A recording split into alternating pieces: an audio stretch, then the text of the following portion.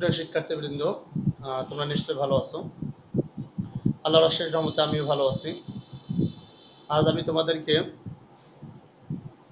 রসায়ন second paper প্রথম অধ্যায় পরিবেশ রসায়ন এখান থেকে বয়লের সূত্রের বাস্তব ধারণা, বয়লের সূত্রের প্রযোজ্যতা, বয়লের সূত্রের অনুসিদ্ধান্ত আর অঙ্ক, এই বিষয়গুলো আলোচনা করব। প্রথম হচ্ছে বয়লের সূত্রের বাস্তব ধারণা।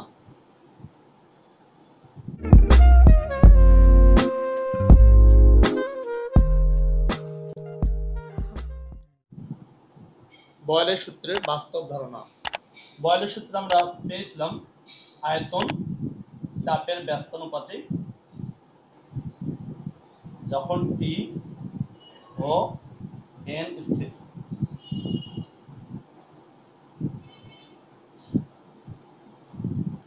আয়তন চাপের ব্যস্তানুপাতিক। এখান থেকে বুঝতে পারা যায় যে আয়তন চাপ বাড়ানো হলে আয়তন কমে যাবে, চাপ কমানো হলে আয়তন বেড়ে যাবে। এই যে একটি পাত্র, এই পাত্রের মধ্যে একটি নির্দিষ্ট তাপমাত্রায় নির্দিষ্ট ভরের কিছু গ্যাসীয় পদার্থ আছে, তার আয়তন হচ্ছে এই পাত্রের আয়তন। এই পাত্রের ভিতরে অণুগুলো স্থির অবস্থায় নেই, অণুগুলো গতিশীল, অণুগুলো নিজেদের মধ্যে সংঘর্ষে লিপ্ত হচ্ছে, অণুগুলো পাত্রের দেয়ালে বারবার ধাক্কা দিচ্ছে। এই যে সংঘর্ষে লিপ্ত হচ্ছে, বারবার ধাক্কা দিচ্ছে, এটা হচ্ছে গ্যাসীয় পদার্থের চাপ। পাত্রের আয়তনটা যত বেশি হবে, অণুগুলো তত ছড়িয়ে থাকবে, চাপ তত কমে যাবে। এখানে 1 অ্যাটমসফিয়ার চাপ আছে, অণুগুলো এই আয়তনটার মধ্যে বারবার ধাক্কা দিচ্ছে, এই ধাক্কাটা হচ্ছে চাপ। পাত্রের মধ্যে ধাক্কা দিচ্ছে, সংঘর্ষে লিপ্ত হচ্ছে, এটাই পদার্থের চাপ। এরপর আমরা কি করলাম, 1 অ্যাটমসফিয়ার থেকে আয়তনটা কমিয়ে 2 অ্যাটমসফিয়ার চাপ করলাম, অণুগুলো আরো কাছাকাছি আসলো। অণুগুলো যখন আরো কাছাকাছি আসবে, তখন অণুগুলোর মধ্যে ঘনত্ব বেড়ে যাবে, অণুগুলো একে অপরকে আরো বেশি বেশি ধাক্কাধাক্কি করবে, পাত্রের দেওয়ালে আরো বেশি বেশি ধাক্কা দিবে, তার মানে চাপ বেড়ে গেছে। আয়তন কমানোর ফলে চাপ বেড়ে গেছে, তাহলে চাপ আয়তন কমিয়েছি তাই চাপ বেড়ে গেছে, অথবা চাপ বাড়ানো হলে আয়তন কমে যায়। এখানে আমরা যে বিষয়টা বোঝানোর চেষ্টা করতেছি, যখন চাপ কম তখন আয়তন বেশি, যখন চাপ বেশি তখন আয়তন কম। গ্যাসীয় পদার্থ অণুগুলো যে একে অপরের সাথে সংঘর্ষে লিপ্ত হচ্ছে, গ্যাসীয় পদার্থ অণুগুলো যে পাত্রের দেয়ালে ধাক্কা দিচ্ছে, এইটা হলো চাপ। চাপ যত বাড়বে, কখন চাপ বাড়বে, আয়তন যত কমে যাবে, অণুগুলো যত কাছাকাছি আসবে তত ধাক্কা ধাক্কি বেশি হবে, সংঘর্ষ বেশি হবে, চাপ তত বেড়ে যাবে। তাহলে আমরা এই বাস্তব উদাহরণ থেকে বুঝতে পারলাম যে চাপ যত বাড়বে আয়তন তত কমে যাবে, চাপ যত কমে যাবে আয়তন তত বেড়ে যাবে। আয়তন আরো অনেক বেশি করবা, অণুগুলো আরো দূরে দূরে থাকবে, চাপ তখন কমে যাবে। চাপ অনেক কমাবা, আয়তন যদি বাড়াইতে পারো তাহলে চাপ কমে যাবে। এই জন্য বলা হয়েছে আয়তন চাপের ব্যস্তানুপাতিক। চাপ বেশি, আয়তন কম, চাপ কম, আয়তন বেশি। এটা হচ্ছে বাস্তব আমরা ধারণা দিলাম বয়লের সূত্র।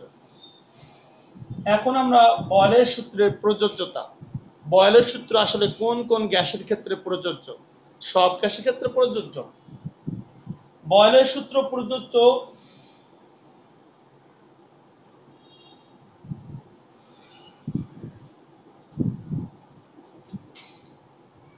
এক, উচ্চ তাপমাত্রা আর নিম্ন চাপে। উচ্চ তাপমাত্রা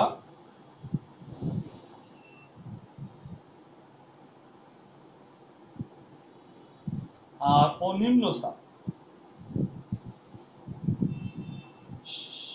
এই দুই কন্ডিশনে সকল গ্যাসের ক্ষেত্রে বয়লের সূত্র মেনে চলে। সকল গ্যাসীয় পদার্থ উচ্চ তাপমাত্রা আর নিম্ন চাপ থাকলে সকল গ্যাসীয় পদার্থ মোটামুটি ভাবে বয়লের সূত্র মেনে চলে। আর যে সকল গ্যাসীয় পদার্থের চাপ বাড়ানো হলে অণুর সংখ্যা কমে যায়। এরকমও পদার্থ থাকতে পারে, যেমন নাইট্রোজেন ডাইঅক্সাইড, এটা চাপ বাড়ানো হলে নাইট্রোজেন ডাইঅক্সাইডটা ডাইনাইট্রোজেন টেট্রা অক্সাইডে পরিণত হয়। তা নাইট্রোজেন ডাইঅক্সাইড তো কমে যাবে, কারণ অন্য অণুতে পরিণত হচ্ছে। যেসব ক্ষেত্রে চাপ বাড়ানো হলে অণুর সংখ্যা হ্রাস বৃদ্ধি ঘটে যায়, একটা অণু অন্য অণুতে রূপান্তরিত হয়ে যায় চাপের প্রভাবে, সেসব ক্ষেত্রে বয়লের সূত্র প্রযোজ্য নয়। বয়লের সূত্র প্রযোজ্য উচ্চ তাপমাত্রায় নিম্ন চাপ গ্যাসীয় পদার্থ অণুর সংখ্যা যদি ঠিক থাকে তাহলে বয়লের সূত্র প্রযোজ্য। আর যদি অণুর সংখ্যা হ্রাস বৃদ্ধি ঘটে তাহলে বয়লের সূত্র প্রযোজ্য নয়। আর সাধারণত ammonia, carbon dioxide, H2S, sulphur dioxide এইগুলা সাধারণ তাপমাত্রা চাপে বয়লের সূত্র অনুসরণ করে না। উচ্চ তাপমাত্রা নিম্ন চাপে অনুসরণ করবে। সাধারণ তাপমাত্রা চাপে এই গ্যাসগুলো বয়লের সূত্র অনুসরণ করে না। তবে সাধারণ অবস্থায় হাইড্রোজেন, নাইট্রোজেন, অক্সিজেন নিষ্ক্রিয় গ্যাস, হাইড্রোজেন, নাইট্রোজেন, অক্সিজেন নিষ্ক্রিয়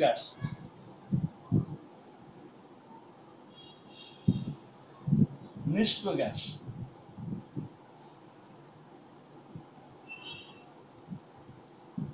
এরা সাধারণ অবস্থায় বয়লের সূত্র অনুসরণ করে, সাধারণ অবস্থায়। আর যে কোনো গ্যাস বয়লের সূত্র অনুসরণ করবে এই শর্তে, উচ্চ তাপমাত্রায় নিম্ন চাপ। কিন্তু সাধারণ অবস্থাও এরা করে, হাইড্রোজেন, নাইট্রোজেন, অক্সিজেন নিষ্ক্রিয় গ্যাস, এরা সাধারণ অবস্থায় বয়লের সূত্র অনুসরণ করে। কিন্তু carbon dioxide, H2S, sulphur dioxide এগুলা সাধারণ অবস্থায় বয়লের সূত্র অনুসরণ করে না। বয়লের সূত্রের প্রযোজ্যতা কাদের জন্য প্রযোজ্য সেই বিষয়টা আমরা আলোচনা করব। আমরা বয়লের সূত্র থেকে জানি নির্দিষ্ট তাপমাত্রায় নির্দিষ্ট ভরের কোনো গ্যাসের আয়তন তার প্রযুক্ত চাপের ব্যস্তানুপাতিক, অর্থাৎ আয়তন ব্যস্তানুপাতিক চাপ যখন টেম্পারেচার আর অণুর সংখ্যা স্থির।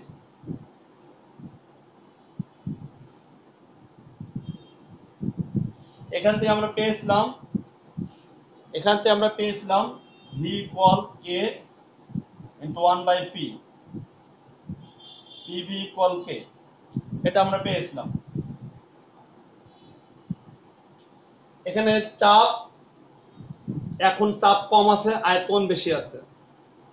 চাপ আয়তন গুণ করলে যা হবে 1 অ্যাটমসফিয়ার চাপ, আর আয়তন এই যে এর পর্যন্ত চাপ আয়তন গুণ করলে যা হবে, এখানে চাপ বাড়ানো হয়েছে 2 অ্যাটমসফিয়ার, চাপ বাড়ানো হয়েছে তা আয়তন কমে গেছে। একটা বাড়ালে আরেকটা কমবে, এমন ভাবে কমবে গুণফল যাতে একই থাকে, কিন্তু ভিতরে অণুর সংখ্যা তার কমে নেই, অণুর সংখ্যা তো স্থির আছে। তো অণুগুলো যখন কাছাকাছি আসবে, চাপ যত প্রেসার ক্রিয়েট করবা পদার্থগুলো কাছাকাছি আসবে না, আয়তন কমে যাক, আয়তন কমে গেলে ঘনত্ব বেড়ে যাবে। অণুগুলো কাছাকাছি চলে আসছে, হিজিবিজি হয়ে গেছে, কারণ চাপ দিয়েছি, তাতে কি ঘনত্ব বেড়ে গেছে। কিন্তু আমরা ঘনত্ব ইকুয়াল কি জানি, ঘনত্ব ডি ইকুয়াল m/v, এটা আমরা জানি। ঘনত্ব ইকুয়াল ভর বাই আয়তন। আয়তন ইকুয়াল কি হবে, m/d। আয়তন ইকুয়াল হবে m/d।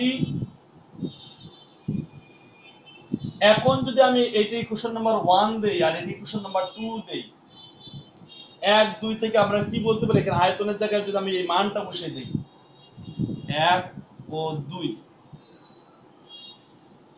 এখানে কি করবে, এই ভি এর জায়গায় এই ভি মানটা বসিয়ে দেব,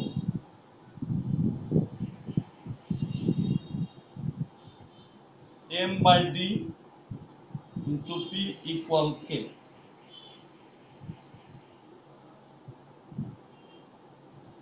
তাহলে p/d equal k, mটা নিচে নিয়ে আসলাম, k/m।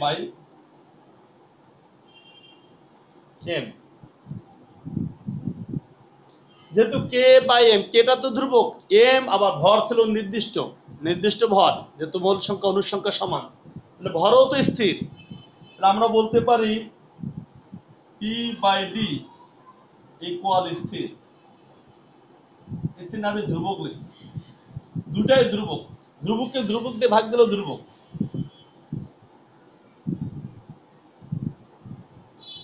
P by D equal ধ্রুবক।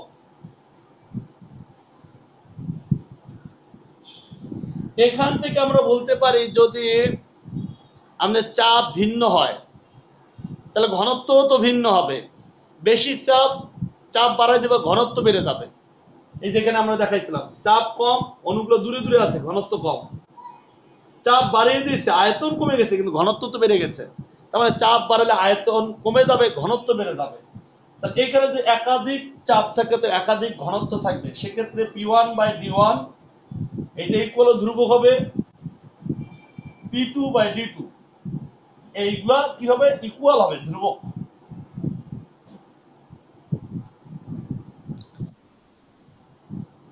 এটা বয়লের সূত্র অনুসিদ্ধান্ত থেকে আমরা এটা পাইলাম।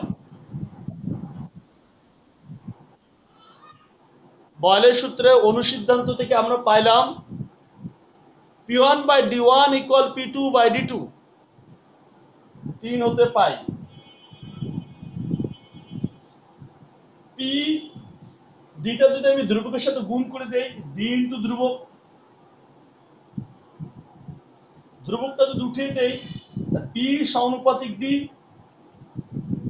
এটা ইকুয়েশন নাম্বার দিলাম 4। তাহলে কি দাঁড়ালো, চাপ ঘনত্বের সমানুপাতিক দাঁড়ালো, চাপ ঘনত্বের সমানুপাতিক, অর্থাৎ চাপ বাড়ানো হলে ঘনত্ব বেড়ে যাবে। এই যে এখানে 1 অ্যাটমসফিয়ার ছিল, এখন 2 অ্যাটমসফিয়ার করেছি, চাপ বাড়িয়ে দিয়েছি, অণুগুলো আগে দূরে দূরে ছিল, এখন অনেক কাছাকাছি হয়ে গেছে, ঘনত্ব বেড়ে গেছে।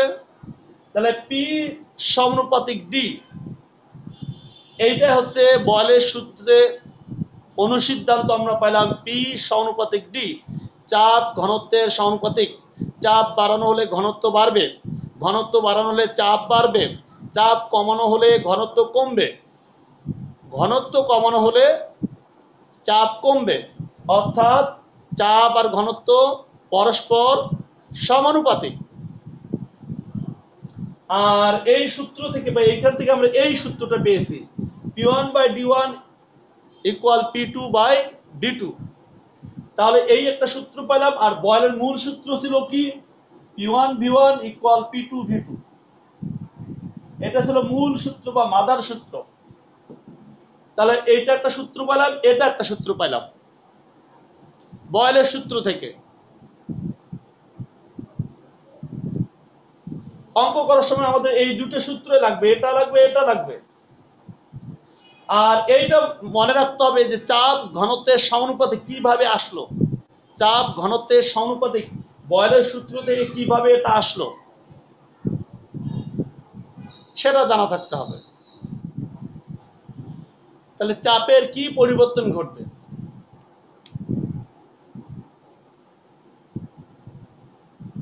তাপমাত্রা তো স্থির, আমাদের প্রথম চাপটা ছিল 99.99 কিলো পাস্কেল।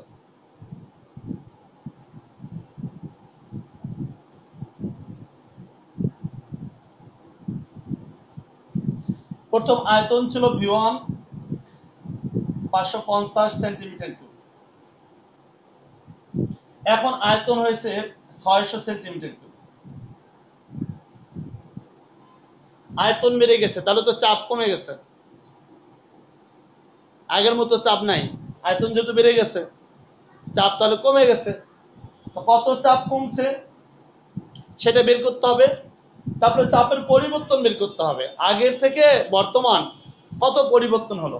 আগে কত চাপ ছিল সেটা বের করি। আমাদের সূত্র বয়লের সূত্র হতে পাই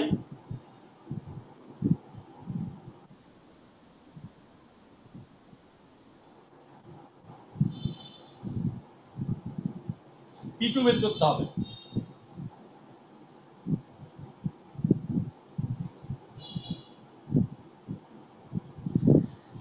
আমাদের P1 ছিল 99.99 কিলো প্যাসকেল, V1 ছিল 550 সেন্টিমিটার কিউব, V2 ছিল 600। এটা ক্যালকুলেশন করে শেষে যে অ্যান্সারটা এসেছে 91.6575 কিলো প্যাসকেল। আয়তন যেহেতু বেড়ে গেছে, চাপ তো কমে যাবে, চাপ কমে গেছে, আগে ছিল 99.99, এখন 91 হয়েছে। তাহলে চাপের পরিবর্তন হয়েছে, তাহলে চাপের কত পরিবর্তন হলো? অতএব চাপের পরিবর্তন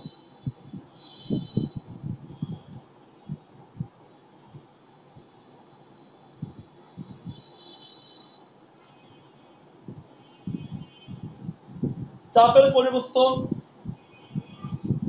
99.99 বিয়োগ 91.6575, এটা বিয়োগ করে পাওয়া হচ্ছে 8.3325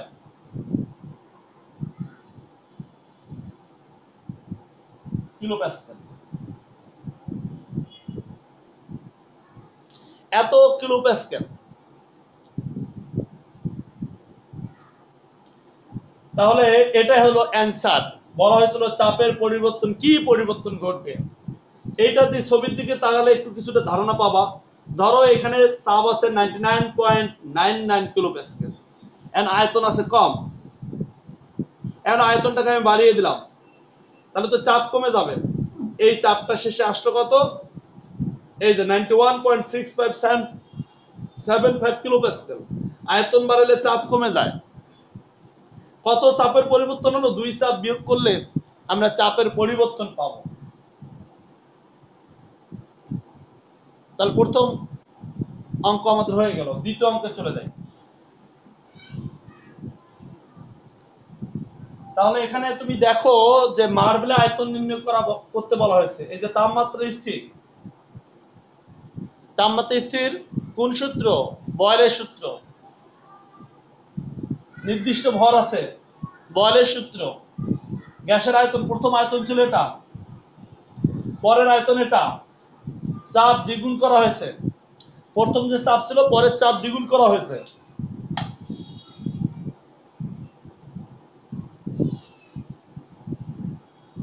একটা পাত্র, এই পাত্রের ধরো এটা একটা মার্বেল,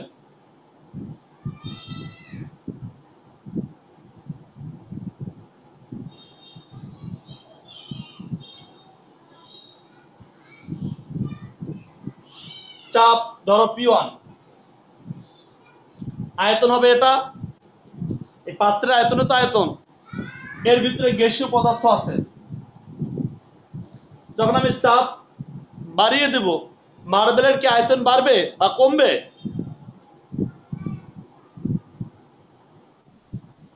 মার্বেলের আয়তন স্থির থাকবে। ধরো এই যে মার্বেলের আয়তনটা ধরলাম এক্স,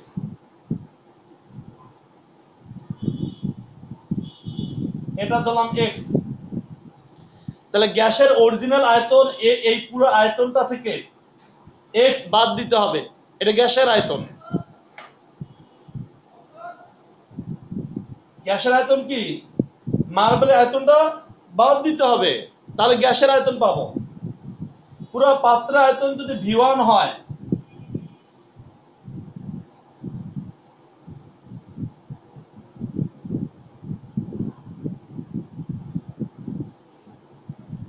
এটা কিন্তু পুরো আয়তনটাই দেওয়া আছে, মার্বেল সহ আয়তন 250 সেন্টিমিটার কিউব, পুরাটার আয়তন। পাত্রের আয়তন যদি V1 হয়, তাহলে গ্যাসের আয়তন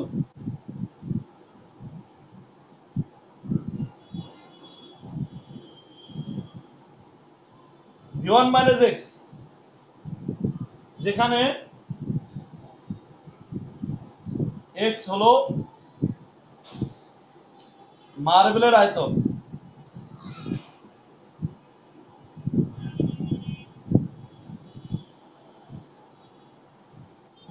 পুরোটা আয়তন V1 সেটা দেওয়া আছে, কিন্তু এর ভিতরে তো মার্বেল আছে, মার্বেলের আয়তন তার কম বেশি হবে না, গ্যাস সংকুচিত হবে, মার্বেল তো আর সংকুচিত হবে না।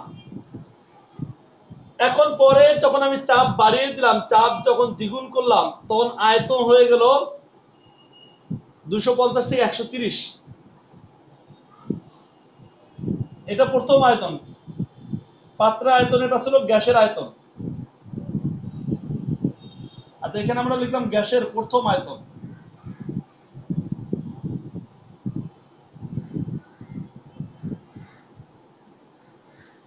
গ্যাসের প্রথম আয়তন।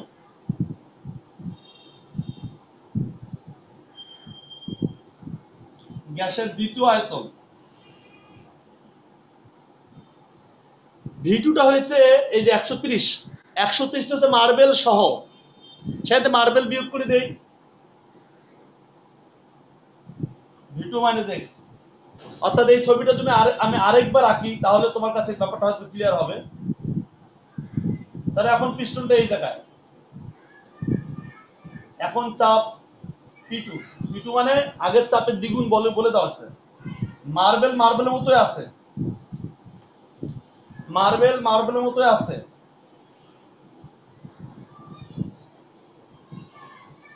শুধুমাত্র গ্যাসীয় পদার্থগুলো সংকুচিত হয়ে গেছে। এইটা দেওয়া আছে 130। তো 130 থেকে তুমি এইটা বাদ দেই, তাহলে গ্যাসের আয়তন পাবো। তাই গ্যাসের দ্বিতীয় আয়তন এই ভি2, পুরো ভি2 130 থেকে এক্স বিয়োগ। এটা হচ্ছে দ্বিতীয় আয়তন, এটা হচ্ছে প্রথম আয়তন। গ্যাসের প্রথম চাপ ছিল পি1,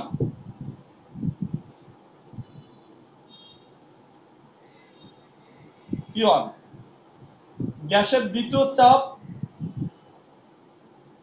পি2, পি2 ইকুয়াল টু পি1। ওরা বলে দিচ্ছে চাপ দ্বিগুণ করা হয়েছে, আগে পি1 ছিল, এখন দ্বিগুণ করা হয়েছে। তাহলে বয়লের সূত্রতে আমরা কি পাই?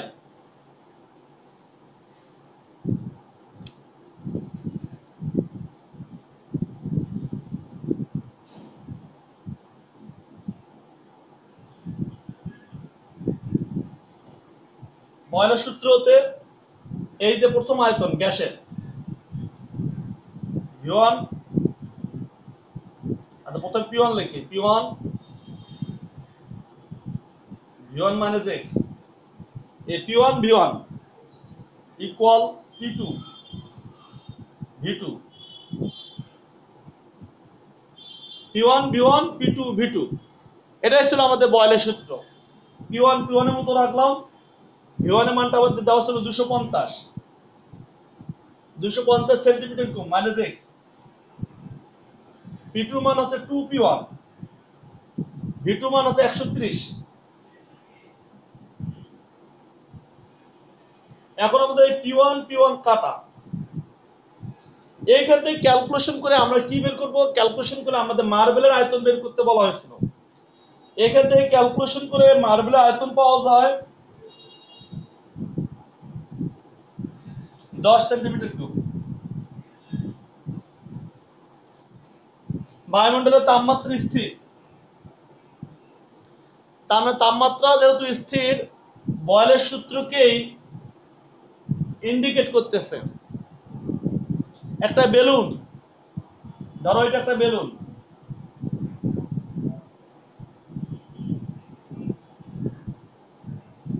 এই বেলুন এর গ্যাস আছে, গ্যাসের আয়তন দেওয়া হয়েছে 2.8 মিটার কিউব। চাপ আছে, বেলুনটা যেখানে আছে সেখানে তার চাপ 102 কিলো প্যাসকেল।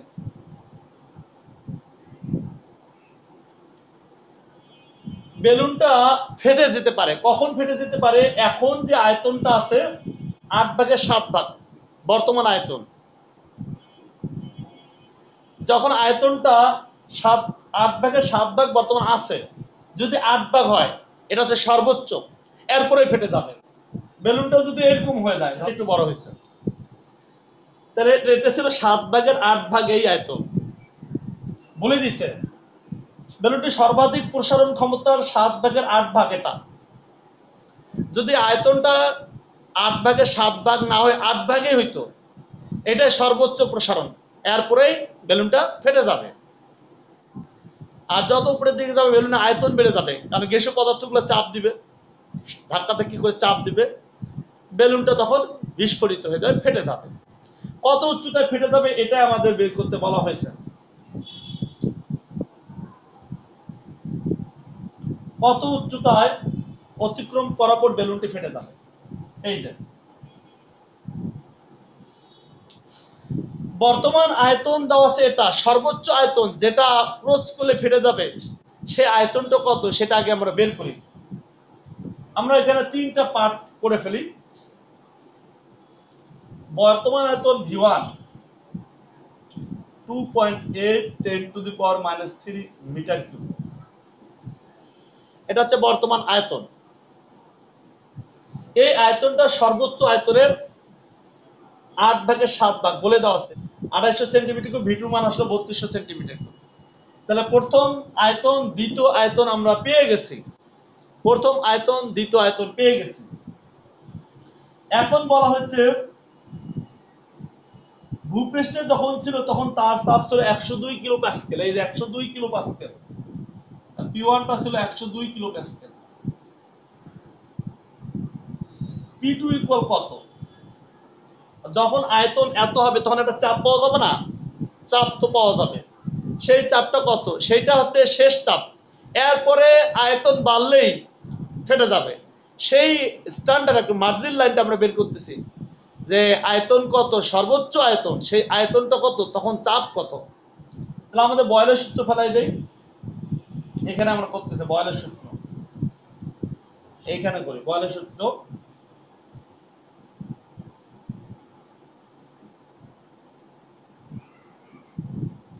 বয়লের সূত্র হতে P1 V1 equal P2 V2।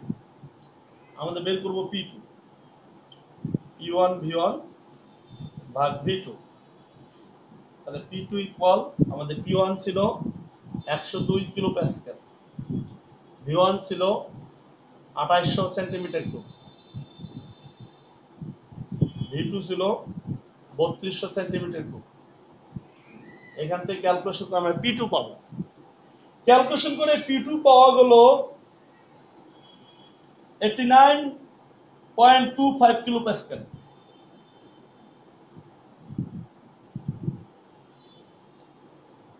তাহলে 102 থেকে এত হয়ে গেছে, ঠিক আছে, 102 থেকে এত হয়ে গেছে। তাহলে চাপের পরিবর্তন কতটুকু হলো? চাপের পরিবর্তন তো, আয়তন যেহেতু বেড়ে গেছে তাহলে চাপ কমে গেছে। চাপের পরিবর্তন, চাপের হ্রাস, আগে ছিল 102 বিয়োগ 89.25, বিয়োগ করলে হবে 12.75 কিলো প্যাসকেল। তাহলে যত বেলুনটা উপরে উঠবে চাপ কমে যাচ্ছে। সর্বোচ্চ আয়তন যখন আসলো তখন তার চাপ হয়ে গেছে 89.25 কিলো প্যাসকেল। এরপরেই বেলুনটা ফেটে যাবে। তা চাপের পরিবর্তন হয়েছে এত কিলো প্যাসকেল, কিন্তু আমরা এখানে পেয়েছি যে এত কিলো প্যাসকেল যখন হবে 100 সেন্টিমিটার উচ্চতা উঠে যাবে। প্রতি 100 সেন্টিমিটার উচ্চতার জন্য এত চাপ হ্রাস পায়। এখন আমরা একটা ঐকিক সাজাবো, এত চাপ হ্রাস পায় এত সেন্টিমিটারে, এত সেন্টিমিটার উচ্চতায়, ঐকিক সাজাবো। এত কিলো প্যাসকেল চাপ হ্রাস পাবে এত সেন্টিমিটার উচ্চতায়, একে কত এতই কত, তাহলে আমরা উচ্চতাটা পেয়ে যাব। তাহলে 1.135 কিলো প্যাসকেল চাপ হ্রাস পায় 100 সেন্টিমিটারে। তাহলে 12.75 কিলো প্যাসকেল চাপ হ্রাস পাবে 100 ভাগ 0.135 ইন্টু 12.75। এটা ক্যালকুলেশন করলে আমরা কি পাবো? কত সেন্টিমিটারে গিয়ে সর্বোচ্চ আয়তন হয়েছে, এরপরে সে ফেটে যাবে। এখান থেকে ক্যালকুলেশন করে আমাদের যে মানটা এসেছে সেটা 9444।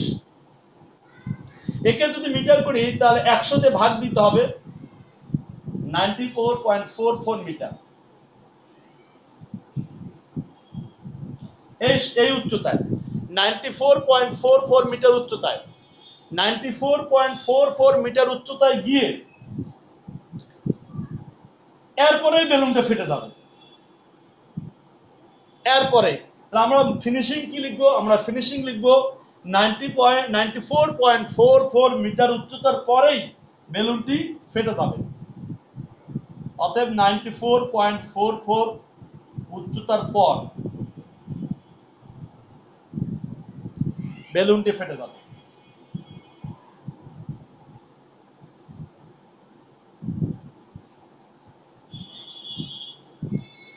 তা ঠিক আছে, আজকে এই পর্যন্তই থাকলো। সবাই ভালো থাকো, সুস্থ থাকো।